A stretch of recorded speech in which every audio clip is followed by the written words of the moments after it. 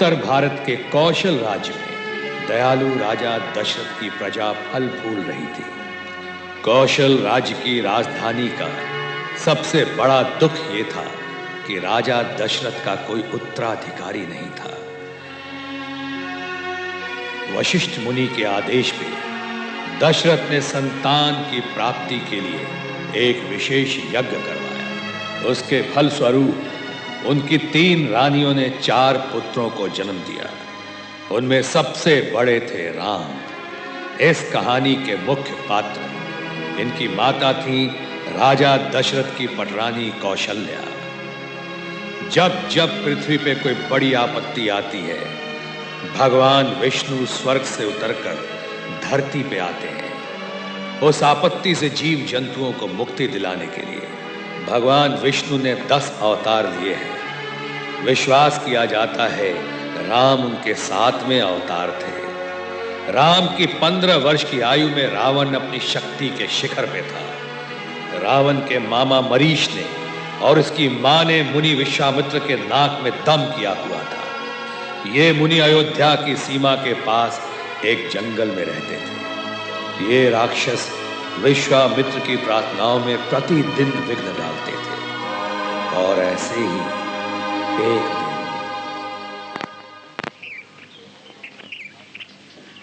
ओम अग्निमीळे पुरोहितं यज्ञस्य देवमृद्विजं होतारं रत्नधातमम्। ओम अग्नये स्वाहा इदं नमः।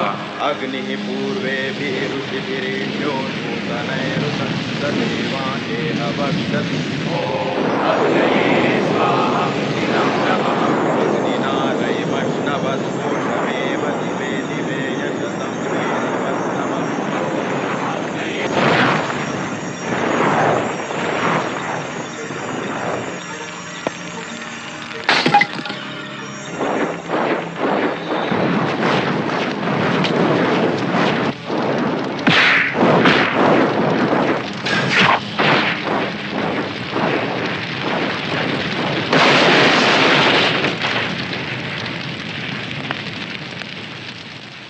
हे विष्णु भगवान, क्या यहाँ कोई भी नहीं जो ऋषियों को बचाए इस विपत्ति से? है, उसका नाम है राम, अयोध्या के राजा दशरथ का बड़ा राजकुमार। आपकी आज्ञा पालन करना मेरा धर्म है। हे सूर्यवंश के महान राजन दशरथ, राक्षसों ने पवित्र धरती का नाश कर दिया है। हम बड़े संकट में हैं। उन्हें मारने के लिए मुझे राम की आवश्यकता है। राम, लेकिन ये तो भी बालक है। मैं स्वयं चल के उन पापियों को मिटा दूंगा इस धरती से।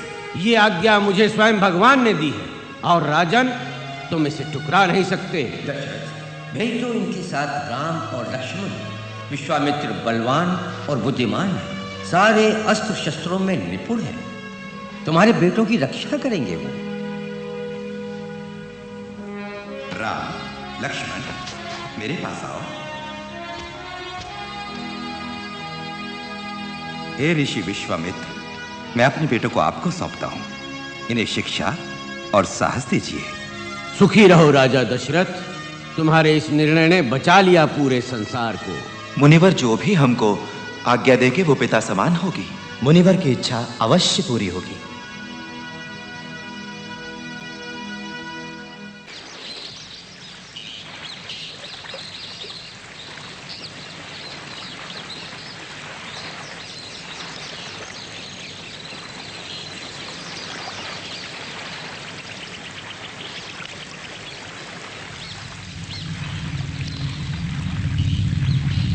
जानते हो, कभी ये बहुत सुंदर वन था, पर अब इसका नाश हो गया है उस दुष्ट ताड़का नाम की एक भयानक राक्षसी के कारण। उसका दुष्ट बेटा दूसरे राक्षसों के साथ आकर पवित्र अग्नि को भ्रष्ट करता है। राम, तुम्हें ताड़का को मारना होगा। क्षत्रिय होने के नाते ये तुम्हारा धर्म और कर्तव्य है। मैं तुम्हें मंत्र सिखाऊंगा, उनसे तुम्हारी रक्षा होगी। अब मेरे बात बोलो। शूलेन पाहिनो देवी, शूलेन पाहिनो देवी, पाहि घटकेन चाम्बिके, पाहि घटकेन चाम्बिके, घंटा स्वनेन नः पाहि, घंटा स्वनेन नः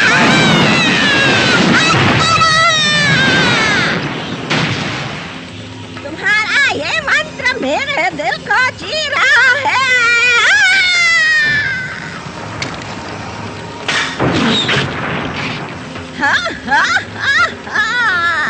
ये छोटे से बाण क्या बिगाड़ेंगे मेरा।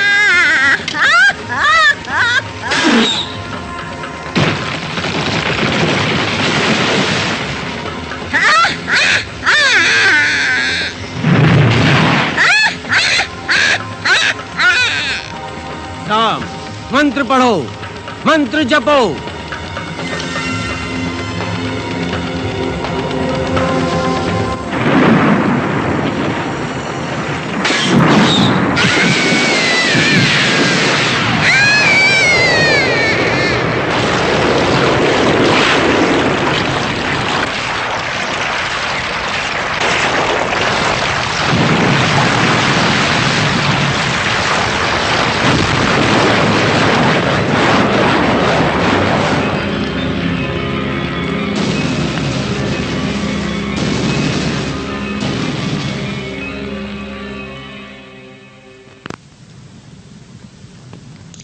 बहुत बरस पहले इसी स्थान पर मेरी कठिन और घोर तपस्या के बाद देवताओं ने मुझे शस्त्र विद्या में पूरी तरह निपुण बनाया। अब समय आ गया है कि मैं इन दैवीय शस्त्रों को किसी उचित पुरुष को सौंप दूं।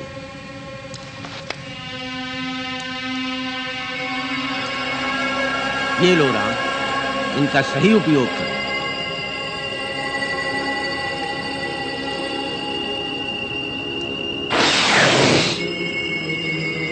अब ये तुम्हारे हैं, इनसे सदा धर्म की रक्षा करना है।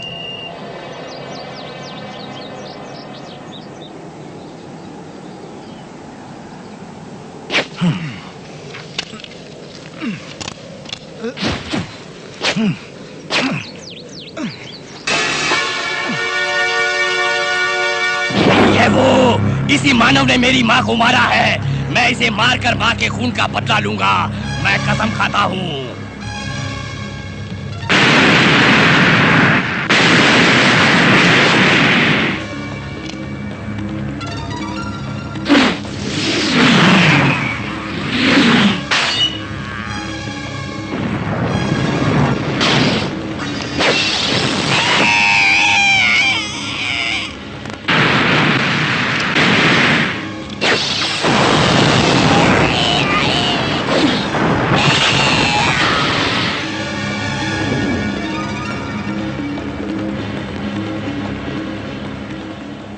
आपने दैवी शस्त्र प्रयोग किया, उसे तुरंत कैसे चला पाया आप? ये सब दैवीय शस्त्र हैं। राम को इनका प्रयोग सीखने की आवश्यकता नहीं। गुरुदेव, मुझको प्रयोग बताइए इस चक्र का। वो भी सीख लोगे, परंतु जो काम तुमको करना है धर्म समझकर करना है।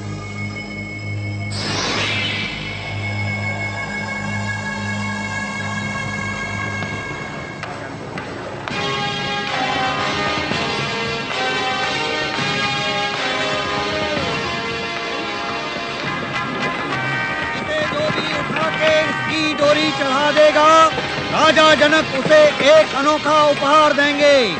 विजेता का राजकुमारी सीता के साथ विवाह कर दिया जाएगा।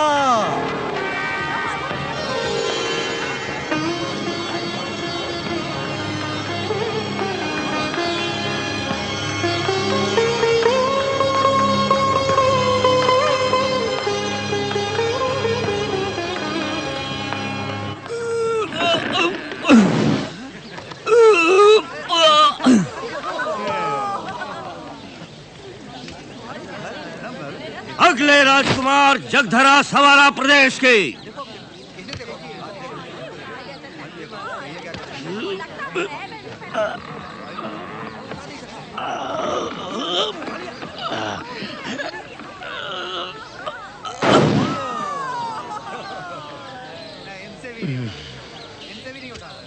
श्री राम, अयोध्या के राजकुमार।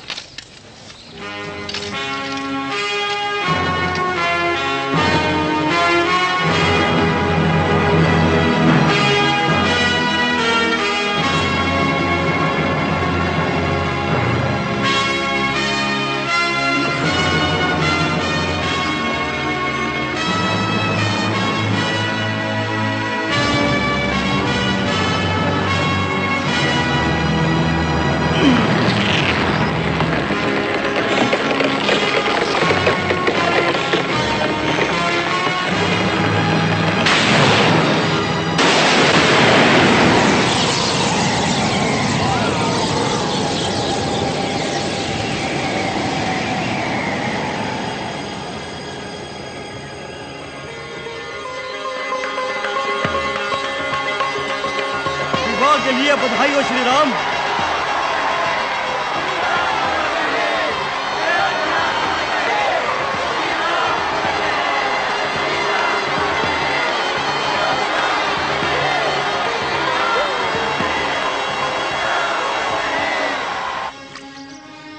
कुछ वर्ष बीते, अयोध्या फलती फूलती गई। नर नारी अपने राजकुमार और भावी राजा से अत्यंत प्रेम करते थे। चारों भाई मिलजुल के रहते थे। उनका भविष्य सुखद आशाओं से भरा हुआ था। सपने में मुझे एक बहुत भयावना भविष्य दिखा। गुरु वशिष्ठ का भी मत है कि आने वाला समय कठिन है। मेरा स्वास्थ्य अब गिरता जा रहा है। मैं बूढ़ा हो चला हूं। अब मुझ में दुष्ट शक्तियों से लड़ने की शक्ति नहीं है। इसलिए मैंने निर्णय लिया है कि राम राज्य संभालेंगे। राम अब राजा होंगे अयोध्या के। राम बेटे, उठो, यहां आओ मेरे पास।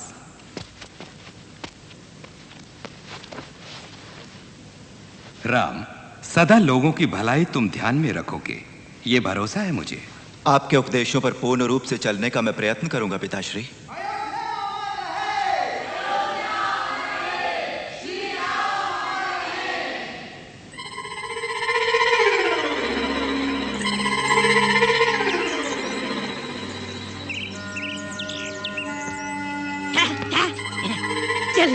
चली जाओ, शोर कर रही नीच।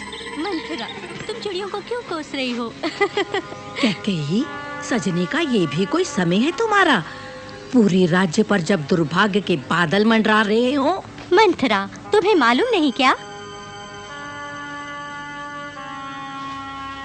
हमारे प्रिय पुत्र राम कल अयोध्या के महाराज बनने वाले हैं। बुद्धू औरत, वो ही तो तुम्हारा दुर्भाग्य है रानी जी।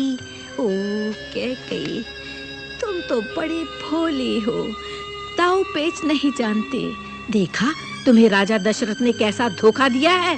मुंह बंद कर मंथरा, लज्जा नहीं आती तुझे महाराज के लिए ऐसे शब्द बोलते हुए? पर ये सोचो तुम, महाराज ने भरत को अयोध्या से बाहर क्यों भेजा हुआ है, वो भी ऐसे शुभ समय पर। क्यों? लेकिन उन्होंने ऐसा क्यों किया? कौशल्या बड़ी चतुर है, शायद महाराज को उसी ने सलाह दी होगी। तुम तो बहुत चहेती रानी हो ना महाराज की। यही कौशल्या की जलन है तुमसे। जलती है वो तुम्हारे यौवन और सुंदरता से। पर मैं क्या करूं? सब कुछ छोड़ दो, तुम सच्ची मित्र और चतुर मंथरा पर।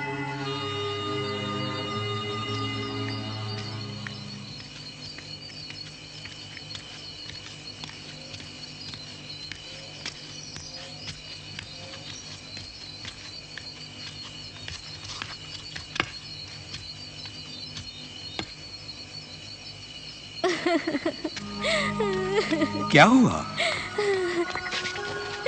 तुम्हें क्या दुख है? ऐसी शुभ रात्रि में तुम रो क्यों रही हो? बताओ मुझे, मैं तुम्हारे लिए क्या करूं? महाराज, आपको याद है कुछ वर्ष पहले जब आप युद्ध में घायल हो गए थे?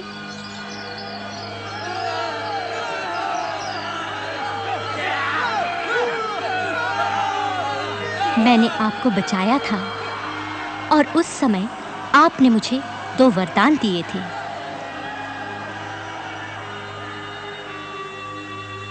वो दोनों वरदान आपको मुझे देने होंगे अभी।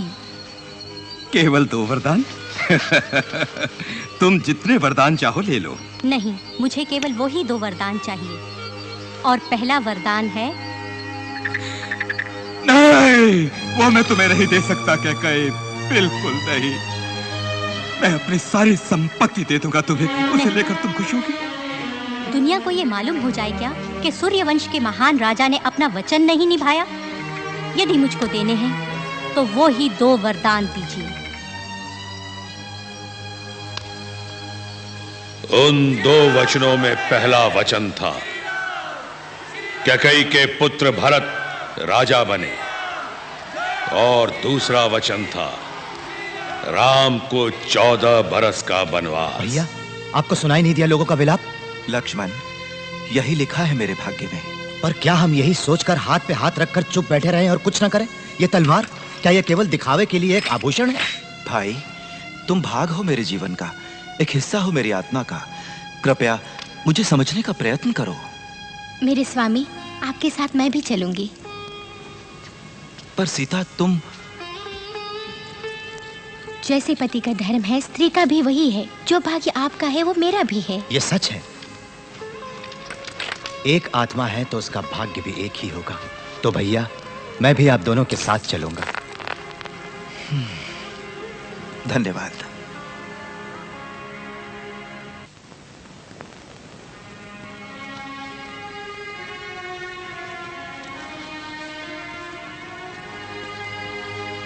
माँ, आप चिंता न करना। 14 वर्ष वन में जल्दी ही बीत जाएंगे। इसके बाद लौटकर मैं आपके चरणों को छूकर आशीर्वाद लूंगा। अच्छा मेरे बेटे। राम,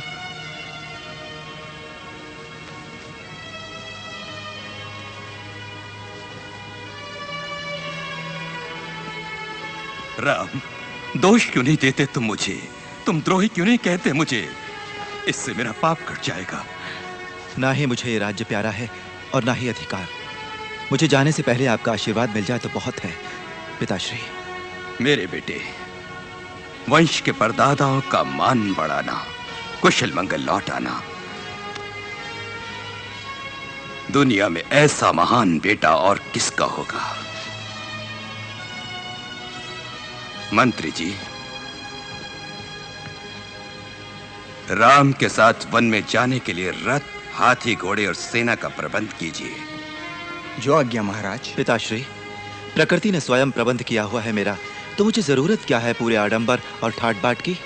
तो फिर जो भरत को मिलेगा इस देश का राजा बनके, वो होंगी खाली तिजोरियां और केवल थोड़े से सिपाही।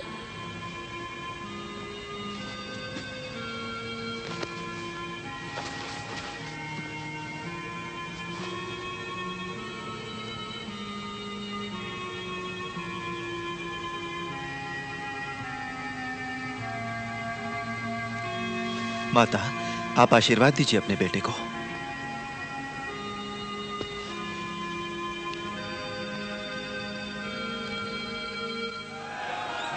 श्री राम, हमें छोड़ के ना जाइए। आप ही हमारे राजा हैं। मेरे प्यारे अयोध्या वासियों, आपको मालूम है मुझे कितना प्यार है आपसे। आप मुझे कितना चाहते हैं ये मुझे मालूम है। आप यदि मुझे प्यार करते हैं तो मेरे भाई भरत को भी प्यार कीजिए। वो आपके प्यार के और आपके राजा बनने के योग्य है।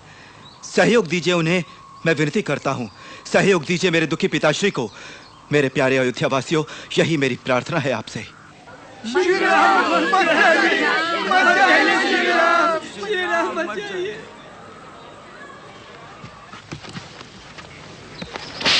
रघुकुल रीति सदा चली आई, प्राण जाए पर वचन न जाई। धर्म देश जाति की रक्षा, राम नाम से कर ले भाई। से मनवा श्री राम का सुख धाम का, शिव शंकर ने जाप किया था दो अक्षर के नाम का।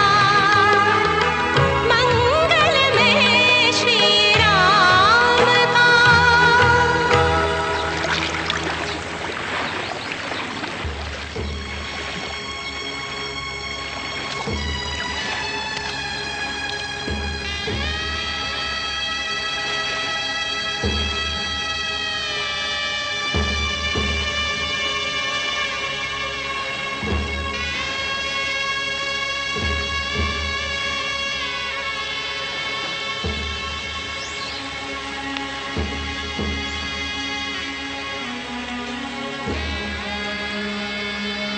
राम,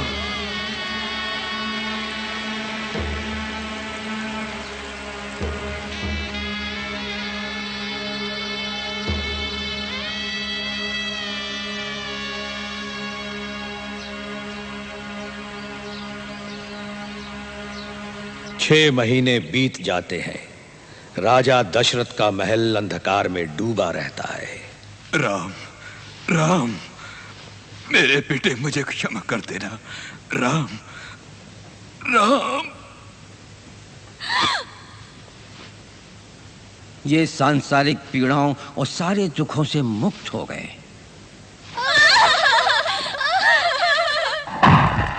कैकई के बेटे भरत अपने नाना से मिलने कैकई गए हुए थे। उन्हें तुरंत अयोध्या बुला लिया गया।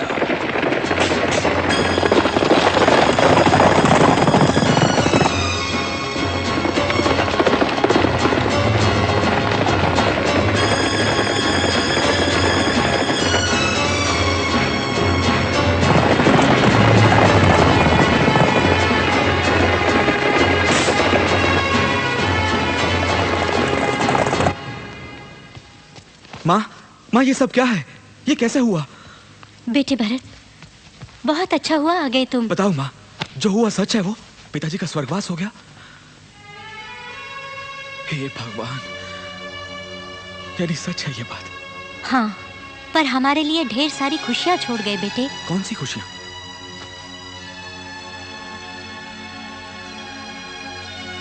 भ्रष्ट औरत, तुमने पेड़ को काटकर पत्तों को सींचा है। मुझे बताओ, किस नीच ने भड़काया है तुमको? भैया, यही है वो कुबड़ी जिसने हमारी माँ के हृदय में विनाश और स्वार्थ के बीज बोए थे। मुझे क्षमा कर दो। मैंने तो केवल तुम्हारी कैकेयी और भरत की भलाई सोची थी। चुप हो जा, नहीं तो मैं इस तलवार से तेरी गर्दन उड़ा दूंगा। रहने दो भैया, इसके खून से हमारे वंश की तलवार अपवित्र ना करो। तुम जैसी उल्टा मेरी माँ नहीं हो सकती। सारी दुनिया को यह मालूम होना चाहिए। मुझे क्षमा कर दो बेटे, क्षमा कर दो दुखिया माँ को। भरत, कृपया क्षमा कर दो अपनी माँ को। क्षमा कर दो बेटे। तुमने क्या कहा मेरे भाई? हमारे पिताश्री नहीं रहे? हाँ भैया, स्वर्ग को सुधार गए हैं पिताश्री।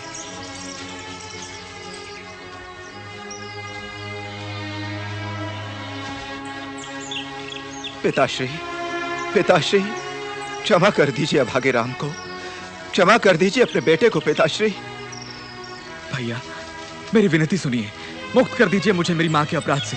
अभी चलिए अयोध्या और आकर संभालिए राजपाट को जो केवल आपका है। भरत, हमारी पूज्य माँ ने क्या किया अभी वो प्रश्न नहीं है, मत भूलो। महान सम्राट राजा दशरथ ने यह आज्ञा दी है हम दोनों को कि तुम राज्य को संभालो और मैं पूरे 14 वर्षों तक वन में ही रहूं। इसलिए हमारा धर्म है कि पिता की आज्ञा का पालन करें, चाहे वो हमें पसंद हो या ना हो। आपकी आज्ञा मिल गई, अब चिंता नहीं मुझे। पर मैंने एक निश्चय किया है, ये राज्य मैं अपने लिए कभी स्वीकार नहीं करूंगा। ये आपका है। कृपया आप मुझे ये आशीर्वाद दीजिए कि मैं अपना कर्तव्य धैर्य और साहस से निभा सकूं।